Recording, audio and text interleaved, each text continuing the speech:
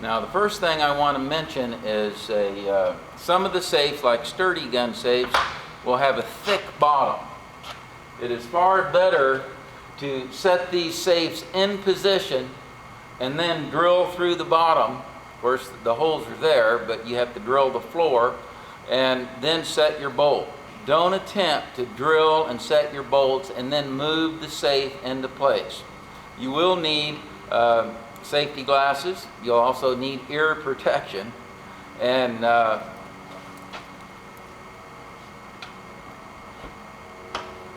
proper bolts. I'm going to explain the various types of bolts that we have for anchoring to cement, and I'm going to show you how to use them. We're going to set what I call the Wedge Anchor Stud. It is a stud that has a collar on it, I explained earlier, and these you can actually go all the way through the cement, or you can go partly into the cement, and they will work equally as well. Now, I've used them going all the way through the cement, but most of the time I use them going almost all the way through the cement, but you want to get a lot of it down into the cement. And Eddie here is going to go ahead and drill all the way through on this slab, but you don't necessarily have to. It depends on the length of the stud itself and how much grip you want it to have. It's a very strong anchor bolt. All right, Ed, go ahead. On this anchor, it will actually have a place turned down at the very end so you don't smash the threads as easy. You still have to be careful with these wedge anchor studs that you don't damage the thread or the nut. I tend to want to drive them in with the nut on them, and then if I have a problem unscrewing the nut, I'll just file the threads and make them good, or you can even grind it or hacksaw it off and make the thread good. Very seldom does that happen if you drill the hole right. Now on the studs, we've already mounted one.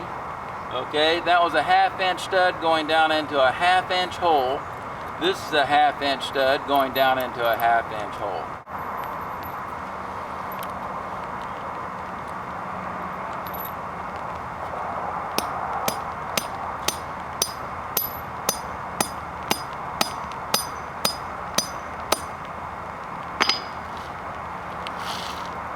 Now when you tighten this is when this one is actually going to lock in.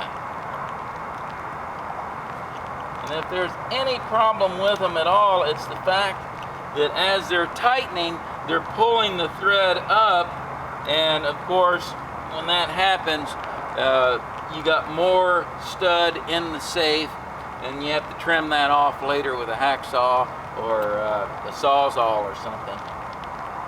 Okay. Now that one is tight according to this little wrench. Good enough for now. We'll test it.